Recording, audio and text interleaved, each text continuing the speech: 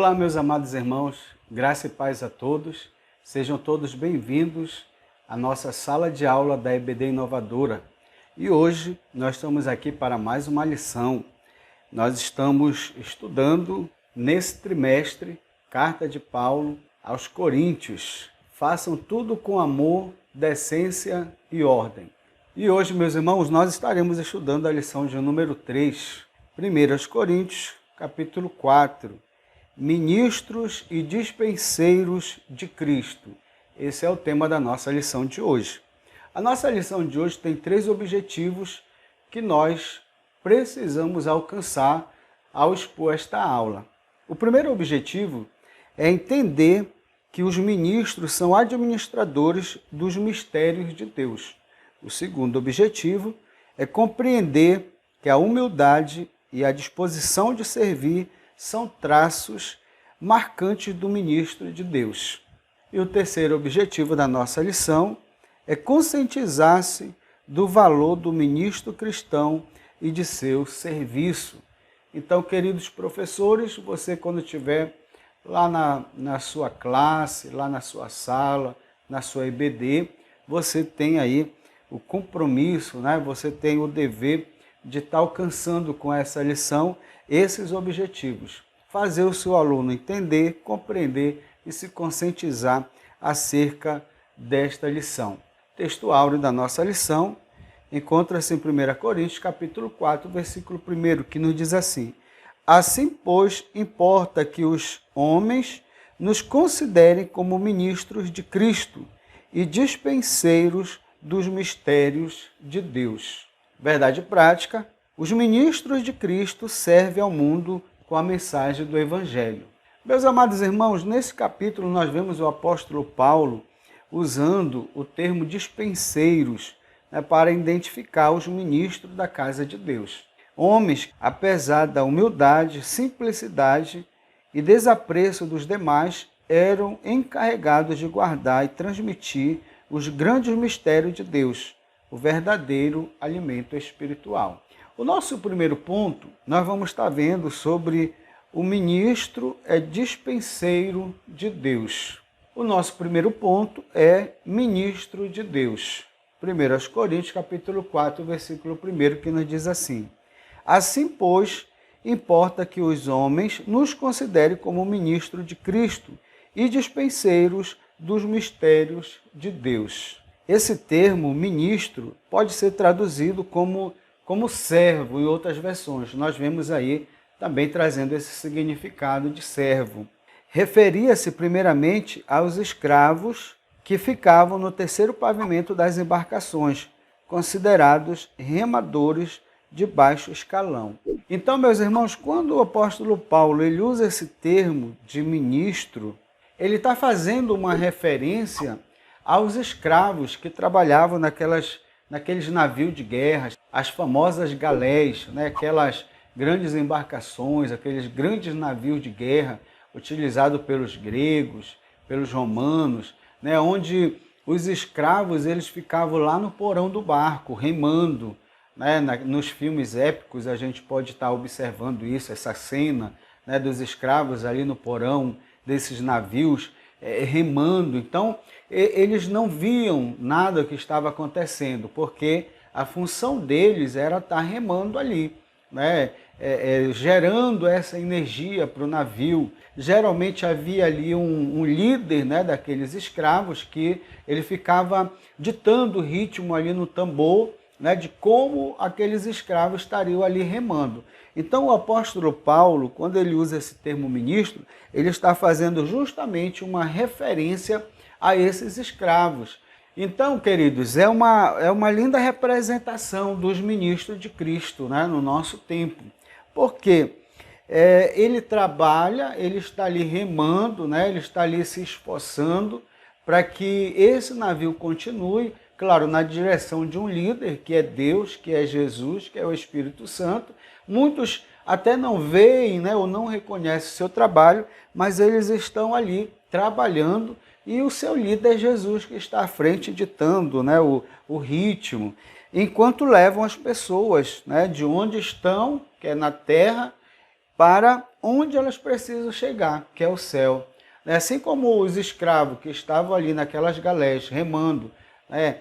E a função deles ali ao remar era justamente conduzir as pessoas, né, de onde elas estavam para algum lugar que elas queriam chegar. Então eles não viam, né, aquele trajeto, eles não sabiam do que estava acontecendo, mas estavam ali remando.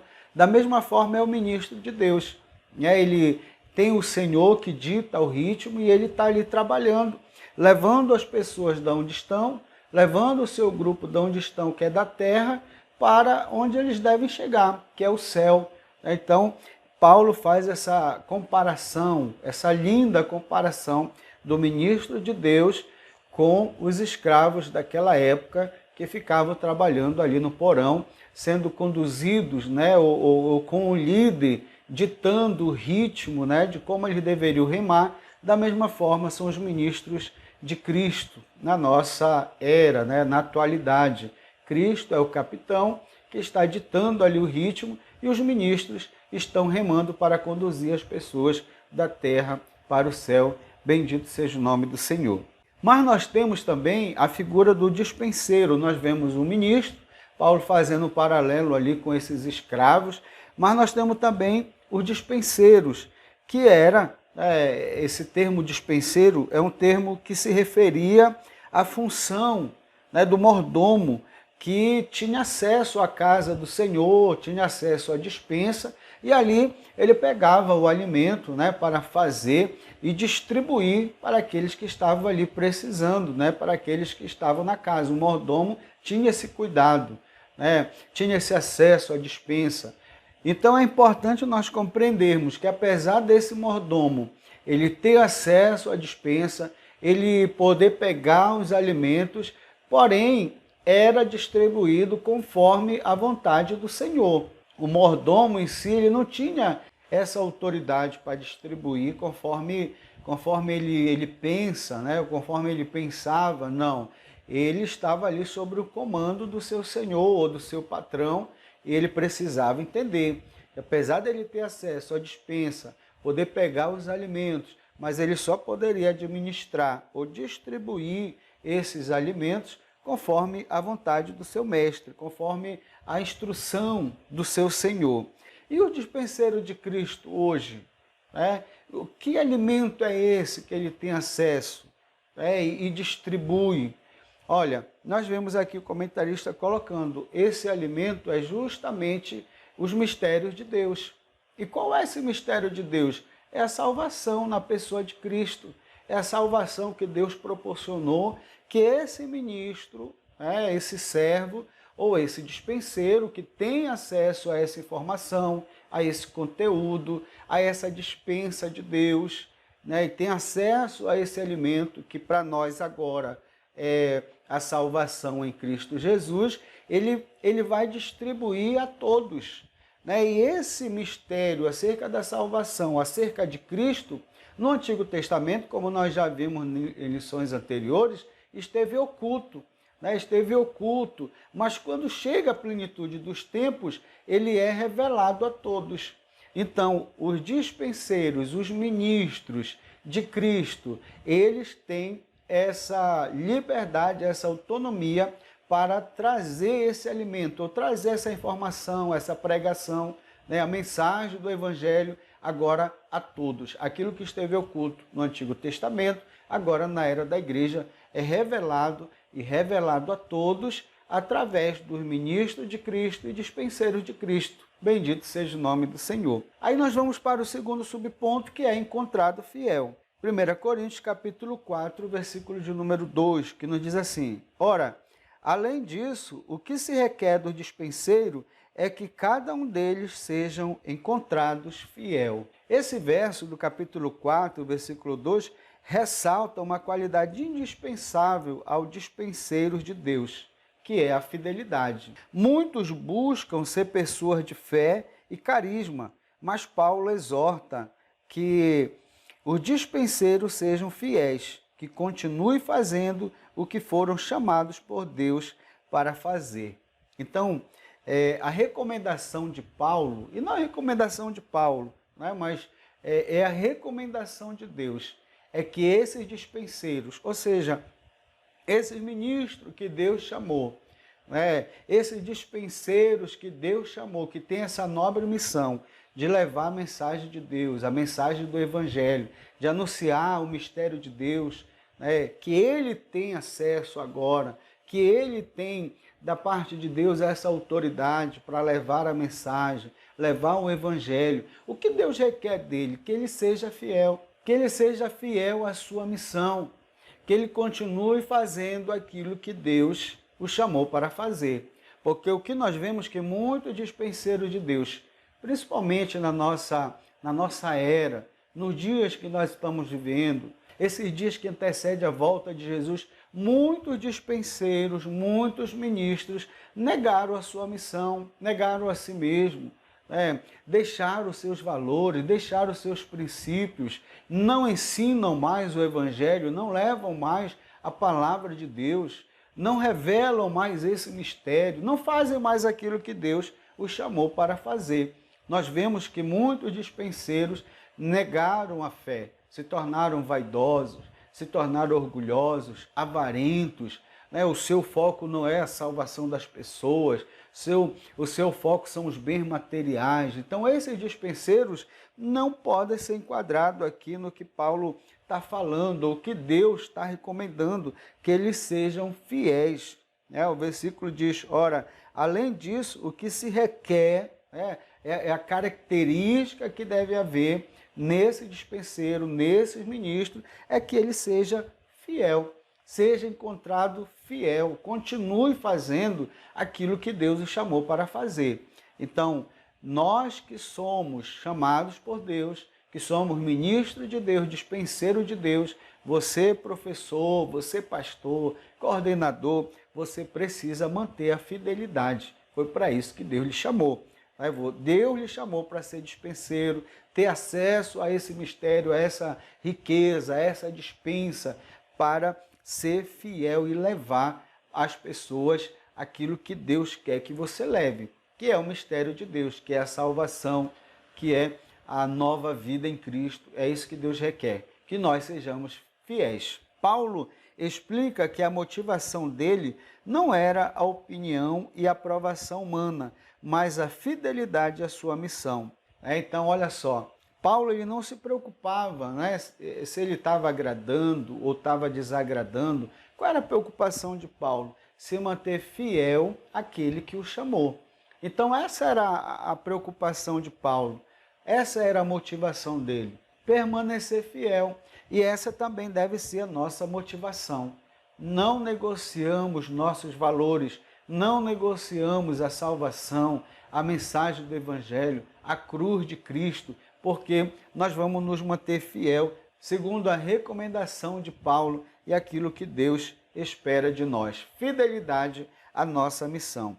E nós podemos aplicar isso para os nossos dias, sendo honrado ou não, sendo agradando as pessoas ou não, recebendo, já que a gente vive aí a era da informática, as mídias, redes sociais, então independente se vão, lhe dar um like, se vão curtir, se vão gostar, não importa, nós precisamos nos manter fiel ao chamado de ministros e dispenseiro.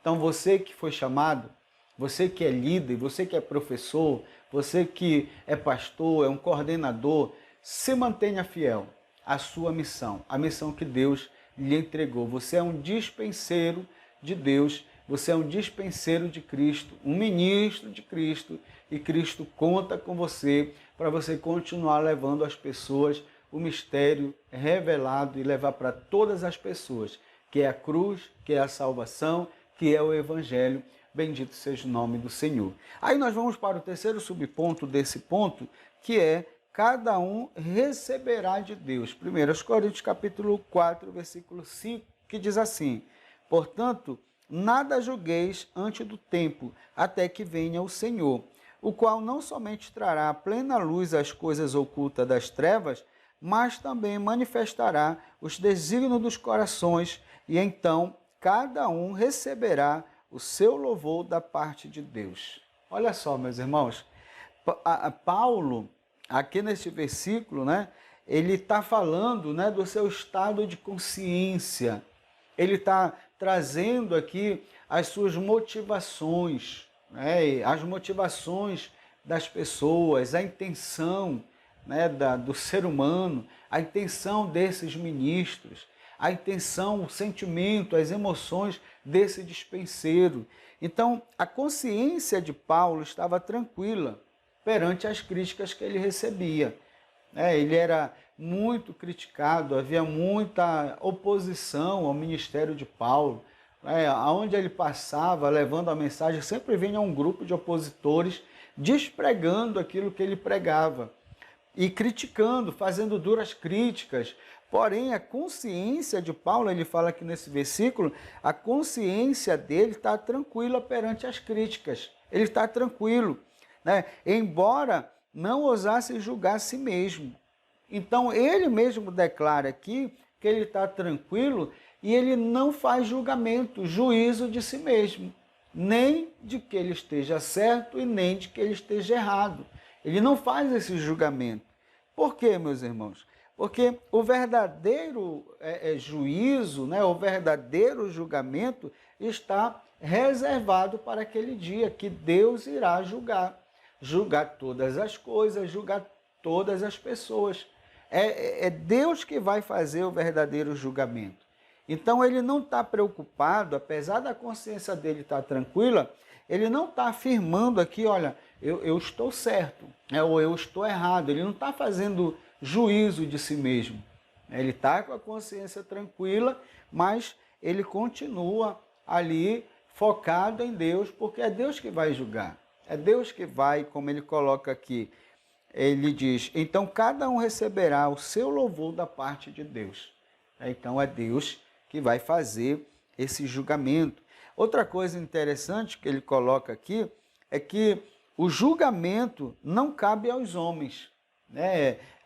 Ele recebia muita crítica, ele era julgado, desacreditado por alguns, por não ter andado com Cristo como os demais apóstolos. Alguns colocavam em xeque, em dúvida o seu chamado, mas ele não estava preocupado com isso, porque ele sabia que esse julgamento não cabe aos homens, nem a ele mesmo.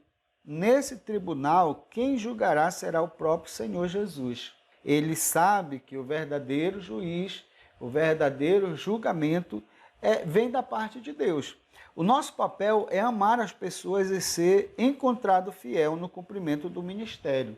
Então, Paulo está tratando aqui do seu chamado, que ele não está preocupado com as pessoas. E nós também não precisamos nos preocupar. Nós temos que nos manter fiel àquele que nos chamou e cumprir a nossa missão, cumprir fielmente o nosso ministério. Se eu fui chamado para ser professor, eu não vou me importar com as críticas, eu não vou me importar com as oposições. Eu vou me preocupar em cumprir o meu chamado para aquilo que Deus me chamou, que é do quê? É estudar, é me preparar, é cumprir fielmente aquilo que Deus me chamou.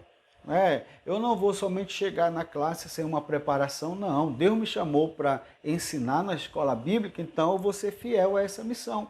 Fiel a Deus, sendo fiel nessa missão. Me preparando, estudando, levando um bom conteúdo para a classe, orientando, ensinando fielmente aquilo que Deus tem nos revelado, o mistério de Deus, falando da salvação, conduzindo o nosso aluno a aceitar a Cristo como Salvador, desenvolvendo um caráter cristão nele e preparando esse aluno para o trabalho do Senhor. Essa é a nossa missão como professor e nós vamos ser fiel a essa missão.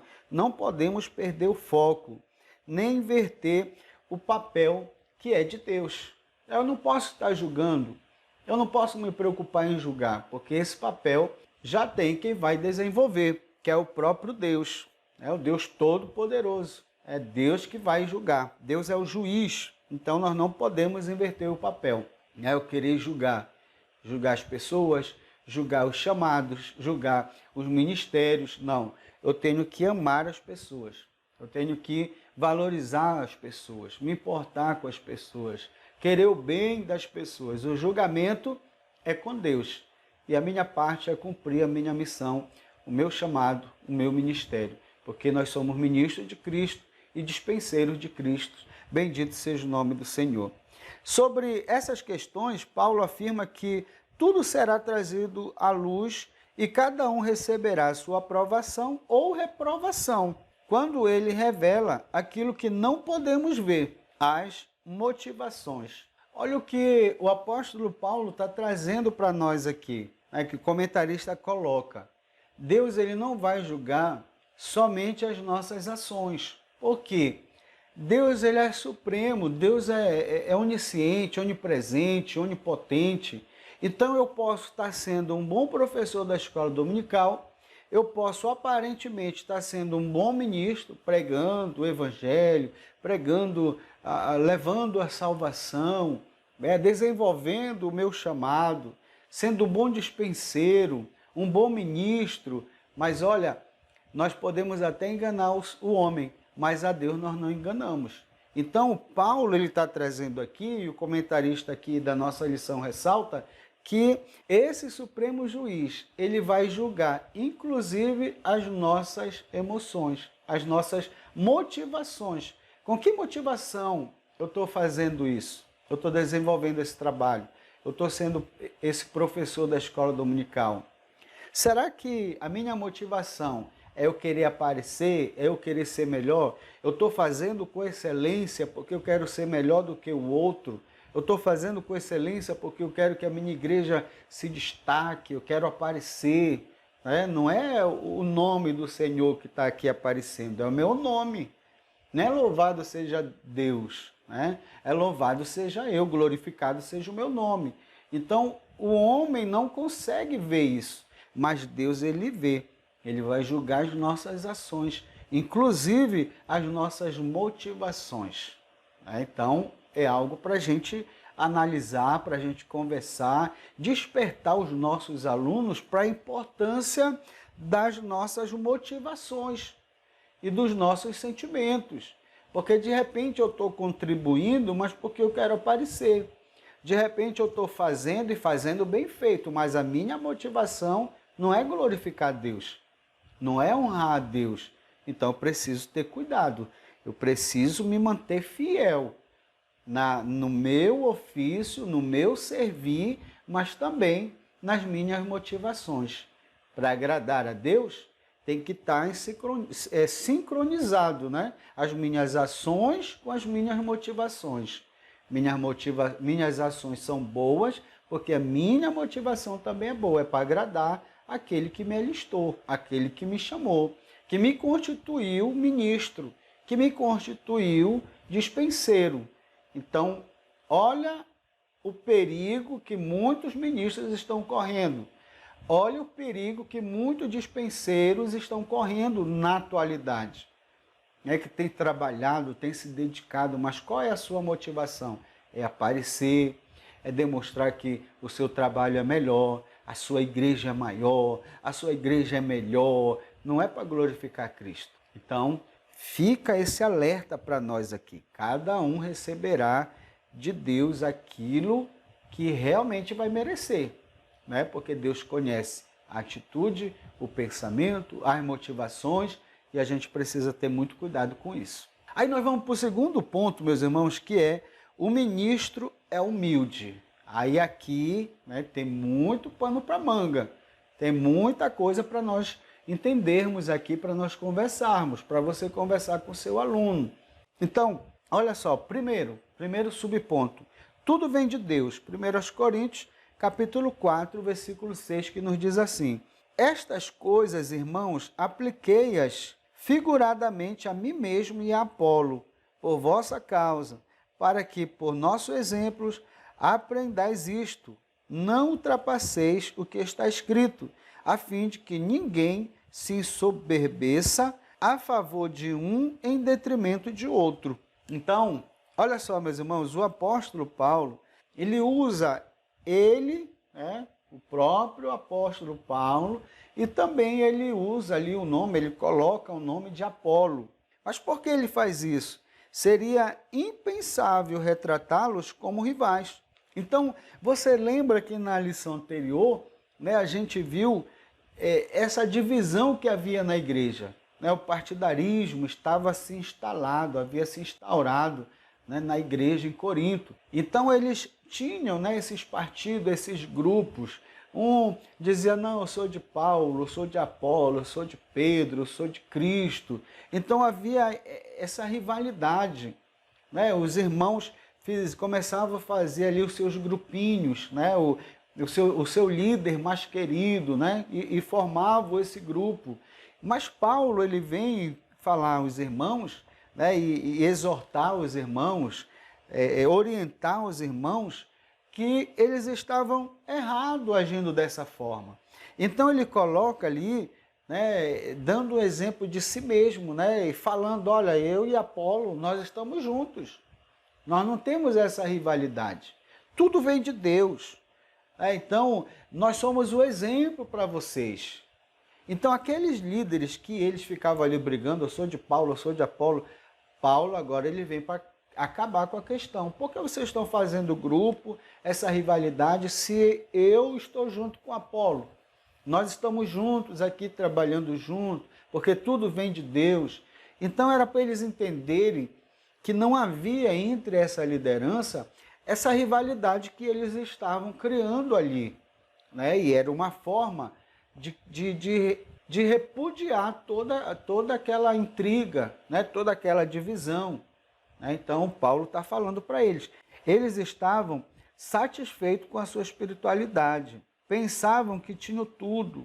Eles tinham um alto conceito de si mesmo. Os coríntios pensavam que eles eram uma igreja de muito sucesso, muito madura e edificante. Então, olha a soberba, né? Olha aí a falta de humildade, né? daquela igreja. Eles achavam que eram superiores, eles achavam que era o bem, né? Que espiritualmente eles eram mais elevados, eles estavam bem espiritualmente, mas Paulo ele vem aqui, né, trazer esse choque de realidade, falar dessa soberba, né? Essa vaidade que tinham, se achando melhor do que o outro, formando grupo. Então Paulo vem confrontar mesmo a realidade dessa igreja, da igreja lá em Corinto, né, que eles não estavam bem, eles precisavam mudar. Então Paulo vai falar para eles, olha, vocês estão fartos e ricos demais. É uma ironia que Paulo está usando aqui, porque eles se achavam que estavam bem, eles achavam que era uma igreja madura, eles pensavam que era uma igreja espiritual, mas Paulo vai trazer esse choque, né? Paulo vai trazê-los aí a uma realidade que eles precisam despertar, porque eles eram soberbos, não havia humildade, não reconheciam as suas fraquezas, não reconheciam que eles precisavam, né, crescer, precisavam amadurecer, não reconheciam que não estavam bem. E aí, meus irmãos, isso fala muito aos nossos dias, fala muito com a igreja hoje. Essa lição, ela é muito atual, ela é muito atualizada, muito dos nossos dias, da igreja de hoje, porque a gente vê isso acontecendo. Quantos líderes não são soberbos? Quantas igrejas não acham que são melhor? Algumas chegam até a dizer, não, olha, a igreja que vai se salvar é a nossa. Então, não consegue perceber que não estão bem espiritualmente. Precisam desse confronto, né? E o evangelho, ele está para confrontar. A mensagem, o mistério de Deus, o mistério revelado, que é Cristo, que é a cruz, que é o evangelho, ele está para confrontar o pecador. E nós precisamos compreender isso. Nós precisamos de humildade. Olha, não há margem para a vaidade, para a soberba e para o orgulho espiritual. Se Deus lhe deu um ministério de projeção, você não tem de ficar vaidoso com isso. Isso não é seu. É tudo fruto da graça de Deus. Por que então você se vangloria como se fosse mérito seu? Aqui está o segredo, meus irmãos, para nós nos livrarmos aí, né, da soberba, da vaidade. E qual é esse segredo? Reconhecer que é o Senhor, reconhecer que tudo vem de Deus. Né? Esse ponto que nós estamos vendo aqui tudo vem de Deus. Paulo está levando essa mensagem para os irmãos e nós precisamos também compreender. Se Deus lhe deu, né, a oportunidade de ter um ministério, de desenvolver, né, um ministério com excelência, você não pode se vangloriar, porque não é seu, é de Deus, Deus lhe deu. Então nós precisamos reconhecer a Cristo, saber que vem de Deus, a nossa motivação ser uma motivação fiel ao chamado que Deus nos deu, né? Se Deus tem lhe abençoado e você tem desenvolvido um chamado, seja pregando, seja cantando, e é um ministério de projeção, né? Deus está te exaltando, reconhece que foi o Senhor. Não deixa o orgulho, a soberba entrar no seu coração. Eu me lembro de um pregador que ele estava pregando e era muito usado na mão de Deus, né? Um ministério de projeção, de crescimento, de bênção.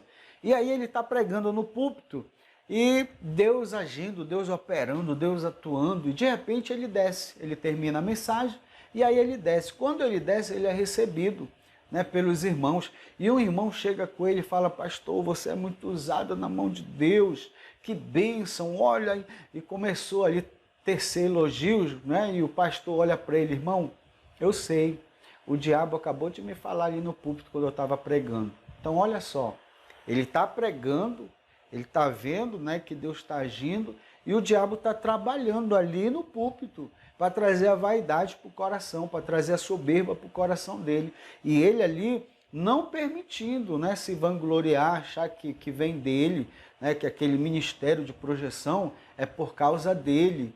Não, ele sabe que é por causa de Deus, e ele atribui a Deus, porque ele sabe que vem de Deus. Mas aí quando ele desce, né, o diabo não satisfeito, ele vai usar o irmão agora, né, para tecer elogios, né, para dar os parabéns, para ver se dessa forma o orgulho entra no coração dele. Então, reconhece que vem de Deus. Tudo vem de Deus. Não é pela nossa capacidade, não é pela nossa força, pelo nosso intelecto, não. É pela graça de Deus.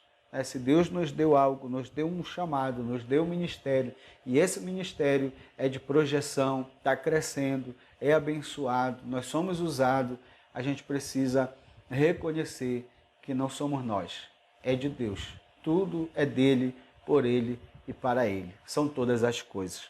Aí nós passamos então para o segundo subponto desse ponto, que é espetáculo ao mundo.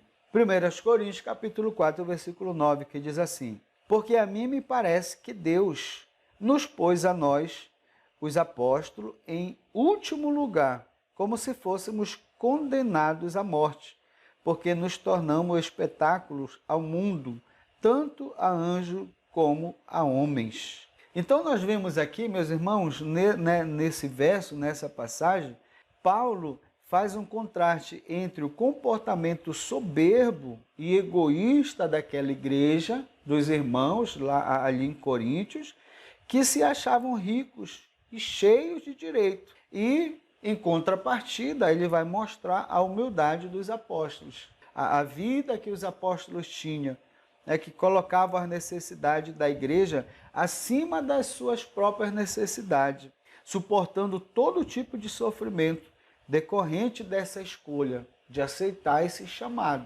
de aceitar essa missão, de ser ministro de Cristo, dispenseiro de Cristo. Então Paulo ele vai fazer, né, essa comparação, vai colocar diante da igreja, né? Ele vai pegar e colocar a igreja: olha, vocês são soberbos, vocês estão ricos, estão fartos demais, vocês são orgulhosos, vocês estão cheios de vaidade, diferente do dispenseiro de Cristo, dos apóstolos, que eles pagam o preço, são humildes, eles colocam a necessidade da igreja, né, acima da sua própria necessidade, eles sofrem. Então ele fala: olha, parece que Deus nos pôs ali, os apóstolos, em último lugar, como se nós fôssemos, né, condenados à morte. E Paulo está colocando isso daqui. Nós estamos em último lugar, nós somos espetáculo para o mundo, somos perseguidos, e nós somos ministros de Cristo. E vocês estão aí cheios de orgulho, cheios de vaidade. Paulo vai colocar ali duas realidades. né? É para chocar realmente, é para trazer esse choque de realidade, né? Esse confronto, para os irmãos entenderem o que é um ministro, o que é um dispenseiro, o que é um servo de Deus. É para ver se os irmãos compreendem. Nós estamos precisando desse choque de realidade também, porque muitos irmãos ainda não entenderam esse chamado à salvação, esse chamado a ser ministro, esse chamado a ser esse líder, não é? E ter acesso a essa dispensa, a esses mistérios, e precisa compreender como é. Então Paulo ele vai falar sobre isso, né, que todo esse sofrimento dos apóstolos, né, devido a essa escolha que eles fizeram de ser dispenseiro. Isso prepara o terreno para a recomendação que o apóstolo Paulo faz na passagem seguinte, para que os crentes coríntios sejam seus imitadores. Então Paulo ele está falando do preço que os apóstolos pagam, né, que os apóstolos sofreram, e depois ele vai conduzir ao ponto que ele quer que os irmãos cheguem, que é levar uma vida como aquele que Deus chamou. Ele vai falar, né, do seu exemplo e vai dizer até para os irmãos serem seus imitadores. Então Paulo está preparando ali o terreno, trazendo esse choque de realidade. Isto se provou verdadeiro, né, na vida de quase todos os apóstolos. Paulo, então, usa de ironia para sobressaltar a postura de Coríntios em relação a de outros líderes, os quais eram julgados e desprezados. Paulo escreve como um pai na fé, não para envergonhá-los, mas para corrigi-los, né, corrigir o rumo que eles estavam tomando. Então, quando Paulo ele fala, né, da vida que eles levavam, que era um contraste da vida dos apóstolos, que ele fala ali que os apóstolos, né, são o lixo, são a escória, um espetáculo para o mundo. Na realidade, ele quer causar esse impacto nos irmãos, né, para os irmãos verem, analisarem a sua vida.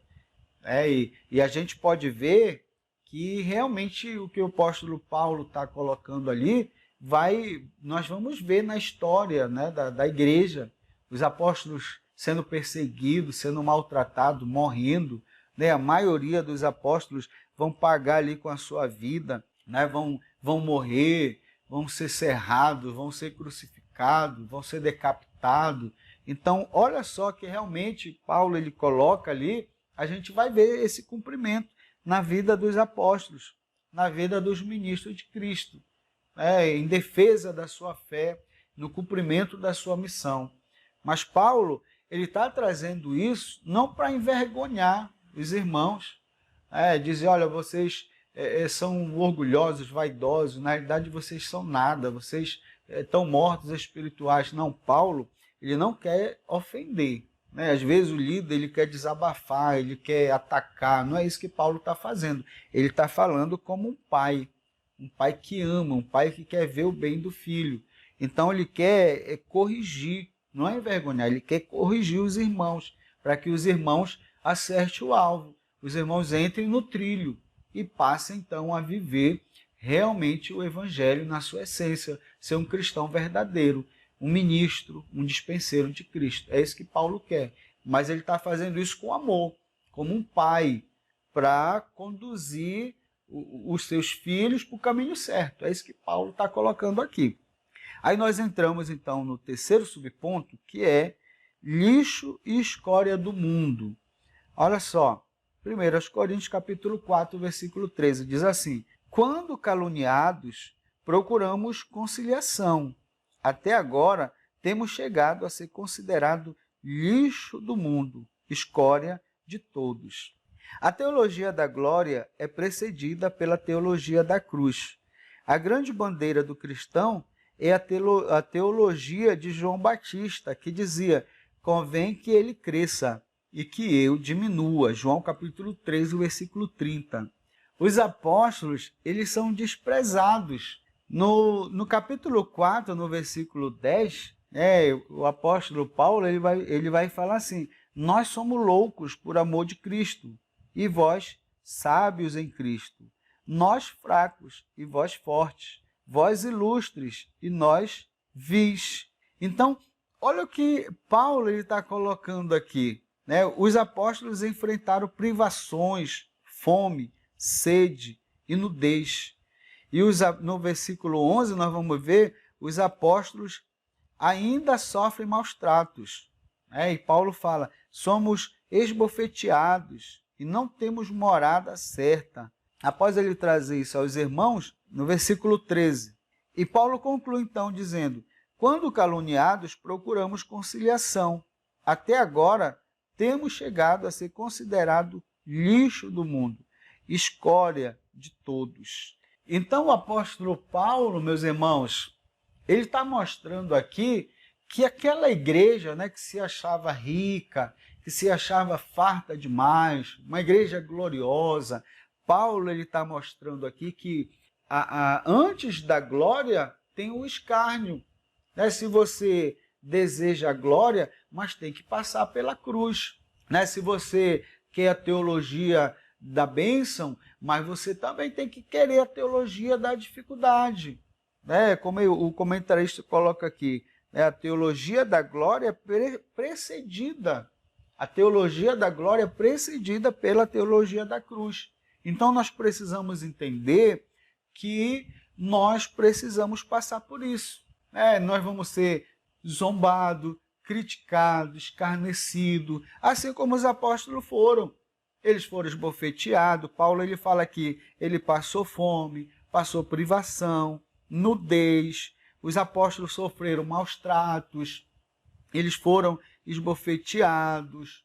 Então o que é isso? É a teologia da cruz, do sofrimento, da dor, do escárnio, que antecede, né, a teologia da glória. É o que a Bíblia diz, olha, se nós sofremos com ele, também com ele nós reinaremos. Né? Então, primeiro vem o sofrimento. Cristo, ele deixou sua glória, ele veio, morreu no nosso lugar, ele sofreu, foi escarnecido, foi zombado, foi maltratado, aí ele morre, ao terceiro dia ressuscita, e aí retoma toda a glória. Mas antes dele retomar essa glória, ele passou pelo sofrimento, ele passou pela dor, ele sofreu, morreu. Então nós não podemos receber primeiro a glória. Não.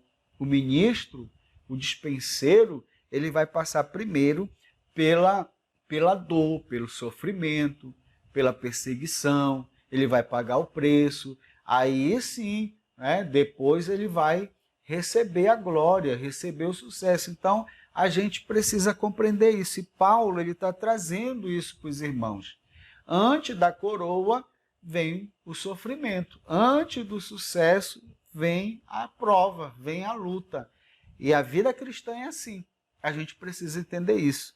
É como se ele fosse ali o lixo da sociedade, a escória do mundo, né? Desprezados, zombados.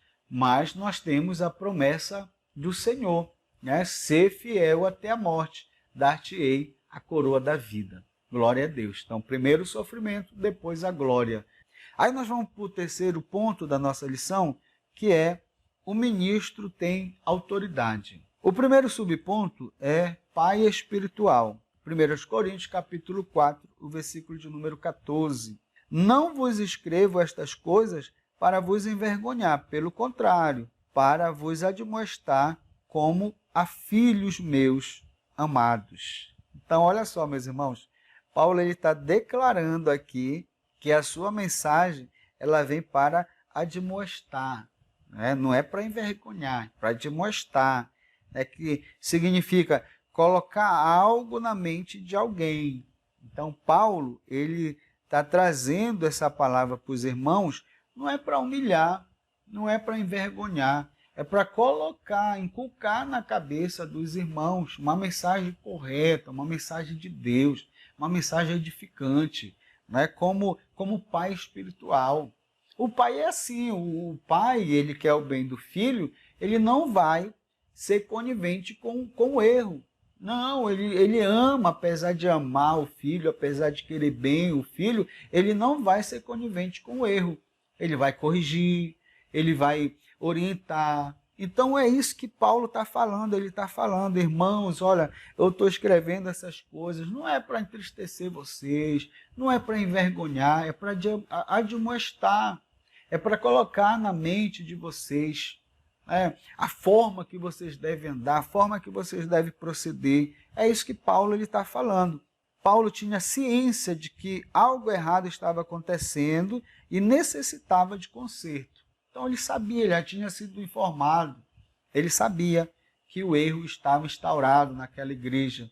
Então precisava fazer alguma coisa. Para realizar essa correção, o apóstolo se coloca como um pai para aquele povo, demonstrando que sua relação com os coríntios era paternal através do evangelho.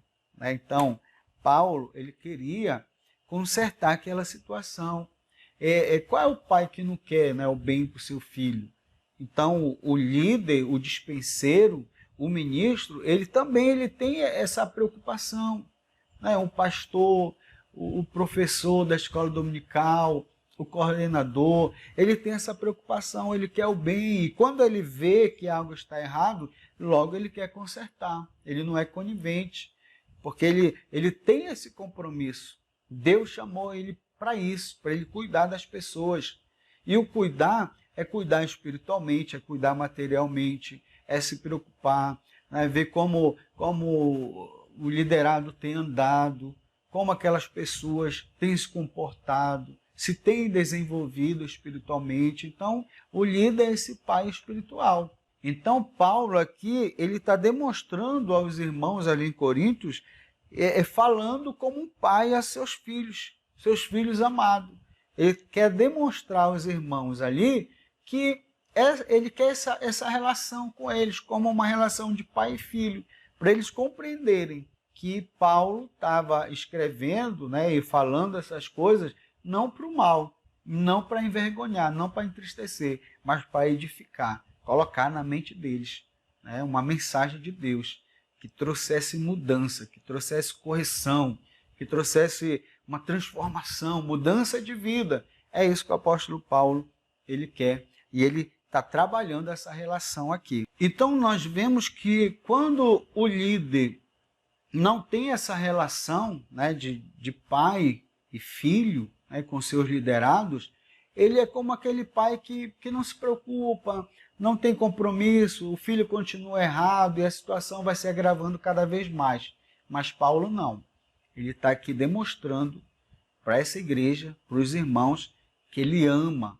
Ele ama e está fazendo tudo como um pai amoroso, que quer consertar, que quer ajudar, quer resolver a situação. Bendito seja o nome do Senhor. Aí nós vamos para o segundo subponto. Sejam meus imitadores. 1 Coríntios capítulo 4, verso 16, que diz assim: Admoesto-vos, portanto, a que sejais meus imitadores. Então, meus irmãos, nós vemos que anteriormente Paulo, ele está fazendo os irmãos entenderem essa relação paternal. Paulo gerou espiritualmente esses irmãos, através do evangelho. E aí ele chega a dizer, olha, eu estou tratando vocês como filhos amados, eu sou o pai espiritual de vocês. Aí agora, no versículo 16, ele vai falar, olha, sejam meus imitadores. Eu sou esse pai amoroso para vocês, eu quero o bem de vocês. Está difícil para vocês? Então, vejam a minha vida, sejam meus imitadores, faça o que eu estou fazendo, faça o que eu estou orientando. Então, Paulo está chamando a responsabilidade para si. Nós vivemos um momento que a gente observa uma crise de identidade. A pessoa não tem uma identidade própria, ela fica buscando ali referenciais, e outra, um referencial do mundo, é um comentarista, é um artista, é um youtuber, para se espelhar. Então a gente vê essa crise de identidade, essa crise de maturidade, e isso cristãos, jovens cristãos, crentes da igreja, infelizmente. Mas essas pessoas não têm esse mesmo reconhecimento a uma autoridade espiritual, aos seus pais espirituais, ao seu pai espiritual, né? Aquele que gerou espiritualmente através do evangelho, ou não tem esse mesmo reconhecimento com o seu pastor. Ah, não, o homem é falho, o homem é cheio de defeito, ele não é referencial, mas ele está buscando um referencial, é um artista, é alguém de um filme, né? É alguém do YouTube. Então a gente vê isso. Paulo, ele está afirmando que ele é um pai espiritual e que sua conduta deve ser imitada. Então Paulo está garantindo aqui que ele é esse pai espiritual. Ele é um exemplo de servir a Deus. Ele é um exemplo para esse filho espiritual. Então há uma responsabilidade para nós, dispenseiros, ministros de Cristo, dispenseiros de Cristo, de nós sermos um exemplo de Deus, um exemplo de servo de Deus, um exemplo de humildade, um exemplo de alguém que ama as pessoas, porque nós estamos vivendo essa crise espiritual, essa crise de identidade. Alguém está sem referencial. Os filhos estão, muitos, não são todos, mas muitos filhos estão sem um referencial na sua casa. Muitos jovens estão, sem referencial na vida, sem uma identidade, sem um alicerce, e estão buscando esse referencial. E aqui, nesse contexto, a igreja estava nessa situação. Aí Paulo ele chega e diz, olha, eu tenho uma conduta, eu sou fiel a Deus, eu tenho seguido a Cristo. Então sejam meus imitadores, podem imitar a minha conduta, conduta de honestidade, conduta de fidelidade, de humildade. Então, meus irmãos, professores da escola dominical, líderes da escola dominical, nós precisamos ser um referencial nessa geração, porque muitos estão sofrendo essa crise de identidade, estão buscando um referencial, e seja você o referencial dessas pessoas. Bendito seja o nome do Senhor. Nos dias atuais, é muito raro encontrar bons exemplos. Paulo recomenda que os crentes de Corinto sigam o seu exemplo de conduta, humildade e altruísta, assim como ele próprio seguia o exemplo de Cristo. Paulo está garantindo aqui, olha, eu estou seguindo a Cristo, estou me esforçando para seguir a Cristo, com humildade, com fidelidade, altruísmo, que nós sejamos exemplo para muitas pessoas, para a nossa família, para os nossos irmãos, um referencial, um exemplo para os nossos alunos, um exemplo para a nossa igreja, um exemplo para as pessoas na faculdade, no trabalho, sejamos um exemplo. Então é isso que Paulo está falando aos irmãos. E esse exemplo, irmão, não é porque eu sou bom, não é porque eu sou melhor, é porque eu tenho seguido a Cristo. É isso que Paulo está colocando aqui. Não é porque eu sou melhor, não, é porque eu estou seguindo a Cristo. Então siga o meu exemplo de seguir também a Cristo. Compreendido? Aí a gente vai para o terceiro subponto, que é autoridade e amor. 1 Coríntios capítulo 4, verso 21, nos diz assim: que preferis? Irei a vós outros com vara ou com amor e espírito de mansidão? Encerrando aqui esse capítulo 4, que nós estamos aí abordando e fazendo essa análise, Paulo manifesta aos coríntios o desejo de visitá-los, embora muitos acreditassem que Paulo não viria mais. Ele ansiava por estar em Corinto e instruí-los pessoalmente. Paulo esperava que a carta solucionasse a divergência que ocorreu na igreja em Corinto, mas, se insistisse nos erros, ele iria visitá-lo com uma repreensão mais firme e contundente. Entretanto, Paulo deixou ao encargo deles a escolha. O que vocês querem? Que eu vá com vocês com vara ou com amor e espírito de mansidão? Então nós vemos aqui, nesse terceiro subponto, mais uma característica, do ministro, do dispenseiro, que é autoridade e amor. Paulo ele está aconselhando, Paulo está orientando, como um pai que quer consertar o erro, mas ele coloca para os irmãos. Eu estou mandando a carta, eu estou orientando.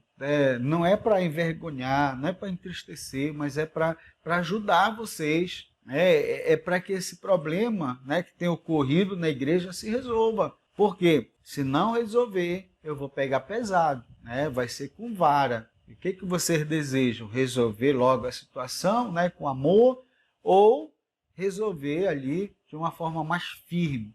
Por quê, irmãos? O líder, ele tem, né, que demonstrar essa autoridade que ele tem.